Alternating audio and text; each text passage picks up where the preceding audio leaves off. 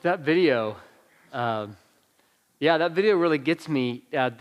This is for our series that we're in. It's called Gone in a Flash, and it's really just about thinking how quickly our lives can go. It's like a flash or a burst of light. And so this series, it's all about making the most of your time. So I preached a sermon last week and just talked about how I really felt inspired to bring this series just because of my time in Nicaragua. And what that looked like is I was around other people and families, and we had short bursts of conversations. And the way that we talked in those conversations, it wasn't like anything we did in the rest of our lives, because I may never see that person again. So I had to say the things that needed to be said. And by the way, they did for me too. So the things that we said, I just began thinking, like, why don't we speak like this all the time with the people that we're near and the people that we love and care about? And so that was really the genesis or the creation of this series. Today, we're going to talk about one of the themes of those conversations, and that's what we're going to be doing the rest of the series. But it's about believing in yourself, because God believes in you. So there's a woman, her name's Jessica Jackley, and she grew up in the church. From a very young age, she was formed in Sunday school, and she remembers being taught this lesson from the words of Jesus: whatever you do for the least of these, you do unto me. And that was something that stuck with her. She had a heart for people who had need, any need, but in particular, she started working with people who found themselves impoverished. So she treated this like it was like her own personal homework assignment. And the way that she talks about it is she would go out and do her best to help people, but it was just so pervasive and so hard and so challenging, it felt like she could never make any inroads with people. And she also talked about the way that she believed about people, or some of her beliefs about people. So she always thought that, hey, if someone is impoverished, and by the way, we can be impoverished in many things, not just finances, but our spiritual health, our relational health. There's lots of things to be, physical health. We can be impoverished, right? Lots of different things.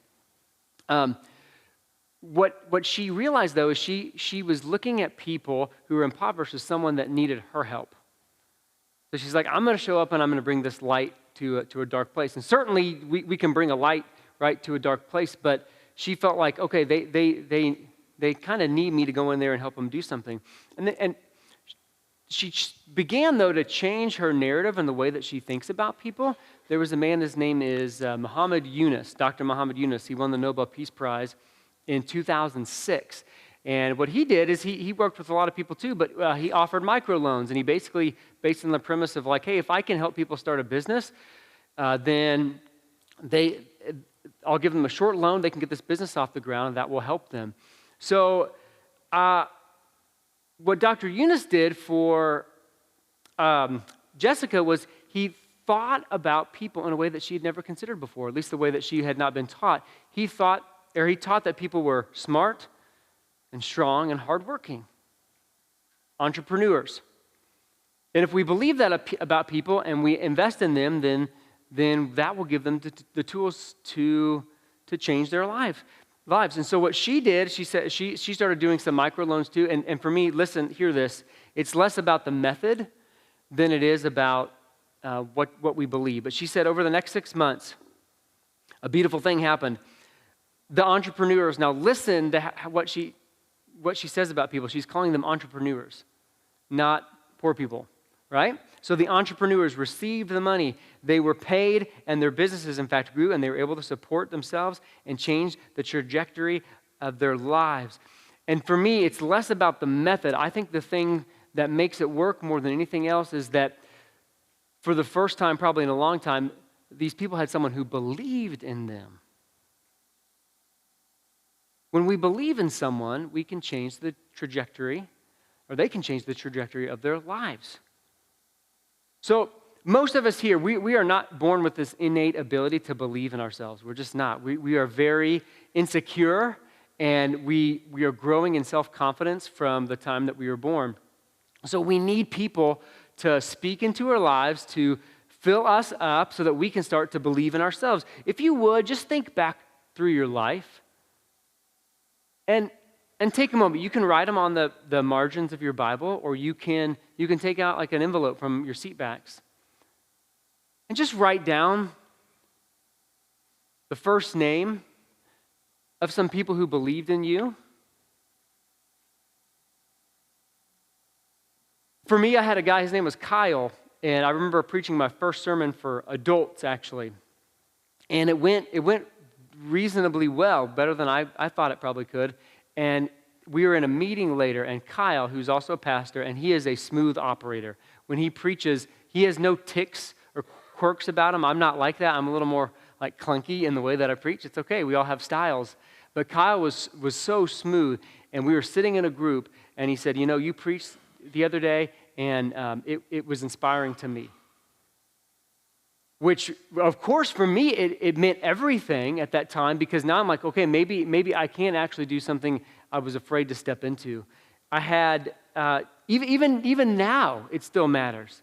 Just because we grow up and we think that we are, we're matured adults, when someone believes in you or says something that helps you believe in yourself, it can change the trajectory. So we recorded a song here through St. Paul's. Caleb Paxton and some others wrote it, and I was invited to play bass guitar on the recording of the song, which is really cool. So I played the whatever I brought, and Caleb edited it out masterfully, mind you. But I got a text message from a guy in the community, Luke Schaefer. And I don't know if anybody knows Luke Schaefer. He's in a band called Me Like Bees. He's a really good musician, really talented musician. And he said, hey, did you play bass on that song? And I said, yes, I did. And then he goes, there's some really cool bass riffs in that. And do you know how that made me feel to receive that from someone that I respected? Like it does. It means a lot when you have somebody that believes in you. When those people come into our lives, and I'm not saying that they are angels, perfect angels, but it's like for that moment, they are like these angelic messengers from God. It's like the intersection of the human and the divine, and they give us what we need at the right time. That's what it means when we believe in someone. So, but there are times, right, when the opposite is also true, where we feel like no one believes in us. When we grow up, when we're young, when we're kids, it feels like everyone's there. They're cheering us on. They say things like, you can do whatever it is that you want to do. If you set your mind to it and you work hard, you can make it a reality. And then something switches. It's like we lose our cuteness or something. And we just don't care as much anymore. I found that in my life, people used to tell me what I could do, what was possible. And then it flipped, and then they told me what I couldn't do. Has anyone else experienced that before? And when that happens, when you feel like nobody is around that supports you, it can crush you. Now my wife, if you know Ashley, she got her doctorate when she was, or before the age of 30, which is still so impressive to me when I say it out loud. It's like crazy. And so she was studying to get her doctorate, and we had Shelby, that's our oldest child, who's she was just a little baby, toddler. And then we had, she got pregnant, and we were going to have our second daughter, Charlie. So she, being a good student, emails her professor and tells her, hey, I'm pregnant, I'm carrying a child, here's the due date, so I just want to make sure that you're aware of what's happening. And Charlie was going to be born in the middle of the class.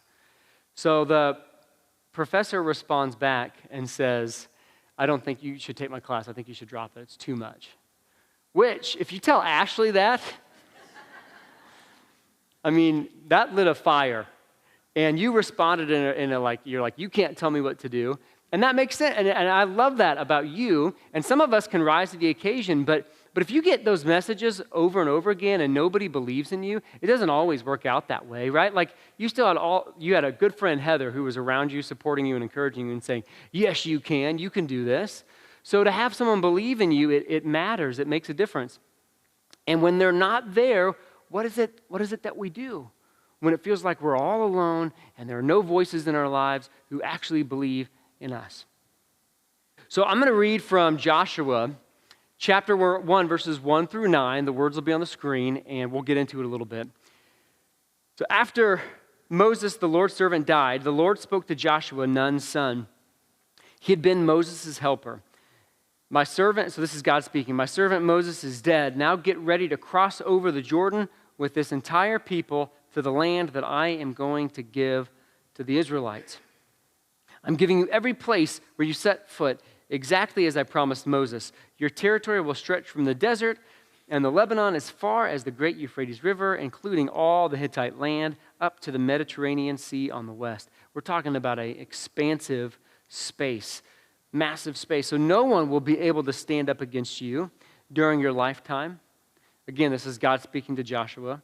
"I will be with you in the same way I was with Moses. I won't desert you or leave you. Be brave and strong, because you are the one who will help this people take possession of the land, which I pledged to give to their ancestors.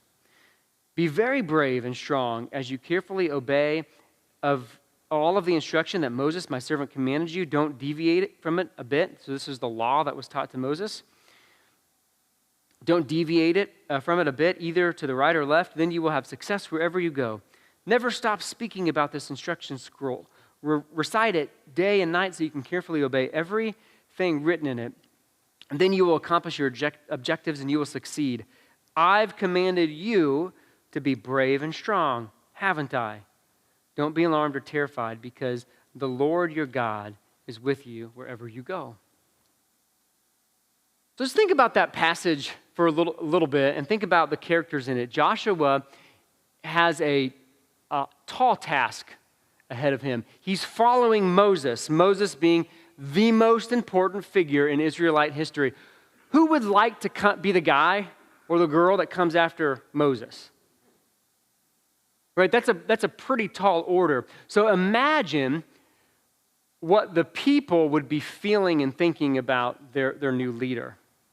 Just imagine the rumbling or the questionings like, can he really lead us into the promised land to defeat our enemies?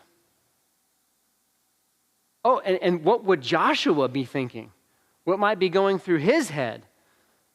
Hey, it was nice when you're number 2 because you don't take all the heat, but now when you're number 1, right, it suddenly falls on your shoulders. Imagine the fear and the terror that was in his heart, the anxiety. I mean, just listen to the stuff that God is telling him here. Verse 6, "Be brave and strong, because you are the one who will help this people take possession." Then verse 7, "Be very brave and strong." Then it says, verse 9, "I've commanded you to be brave and strong, haven't I? Don't be alarmed or terrified." Now, do you think God is speaking to this to someone because he's confident in himself? I think he's saying it because he's trying to show Joshua he believes in him. And if Joshua knows that God believes in him, then maybe, just maybe, he'll believe in himself. And that's what's happening here in this particular passage is God is speaking something into existence that wasn't there before. God is speaking this thing, almost manifesting it out of Joshua to make it a reality. And by the way, that's what our God does, right? We read in the creation story, God speaks, and all of creation was made when God spoke. So if God is speaking to Joshua and to you and to me, I believe in you, it can become true.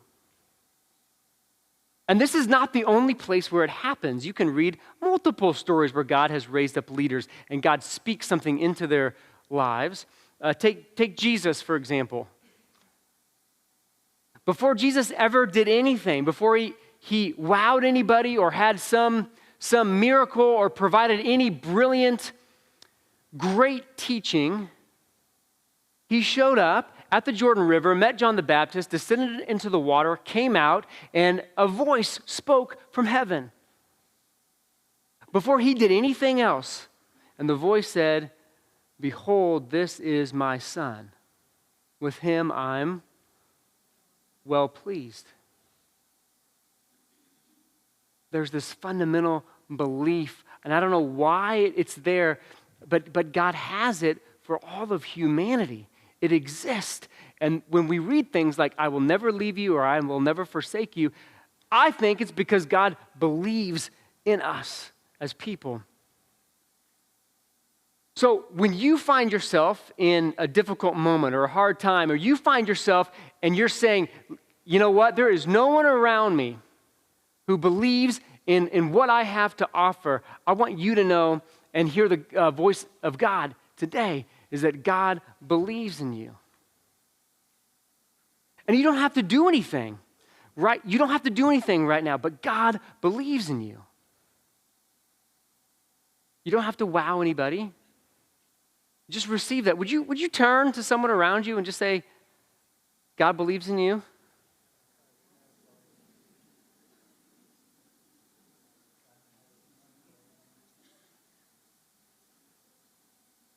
And maybe now say, I believe in you. I believe in you.